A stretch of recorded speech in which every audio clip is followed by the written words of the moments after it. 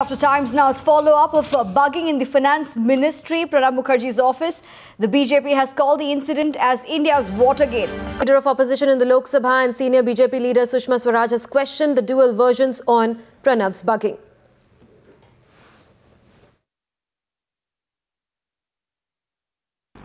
प्रणब मुखर्जी के कार्यालय में जासूसी का आरोप अपने आप में एक बहुत गंभीर घटना है।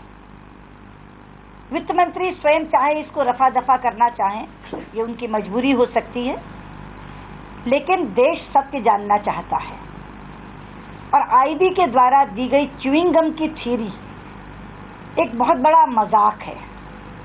इतना बचकाना तर्क देकर अगर वो देश को चाहते कि देश इस पर विश्वास कर ले कि वो च्युइंगम थी, तो लोग हंसेंगे और पूछेंगे कि इतनी इंटेलिजेंट चिंगम कहां से आ गई कि वो वित्त मंत्री के कमरे में घुसती है, वो उनके ओएसडी के कमरे में जाती है, वो उनके सलाहकार के कमरे में जाती है, वो उनके कॉन्फ्रेंस हॉल में जाती है और सब जगह जाके नीचे चिपक जाती है।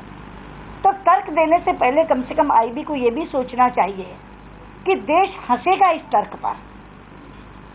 जहां तक प्रश्न है इस आरोप का, उसमें दो सवाल उठते हैं। पहला ये कि क्या ये जासूसी सरकार स्वयं करवा रही थी अपने वित्त मंत्री के खिलाफ या कोई कॉर्पोरेट हाउस करवा रहा था।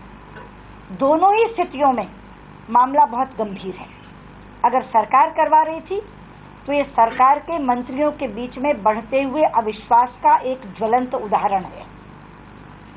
और अगर कोई कॉर्पोरेट हाउस करवा रहा था तो ये सुरक्षा घेरे में एक बहुत बड़ी चूक है। दोनों ही तरह से इसकी जांच होना बहुत जरूरी है और इसीलिए कल मैंने इसको वाटरगेट कहा, क्योंकि इसी तरह की घटना हुई थी। वहां तो विरोधी के खिलाफ हुई थी, तो भी अमेरिकन राष्ट्रपति को इस्तीफा देना पड़ा था उसमें, और यहाँ तो अपनी ही वित्त मंत्री के खिलाफ हो रही है। और इतना तो कम से कम अंतर प्रणब मुखर्जी को भी मालूम होगा कि एडहेसिव या च्युइंगम में क्या अंतर होता है।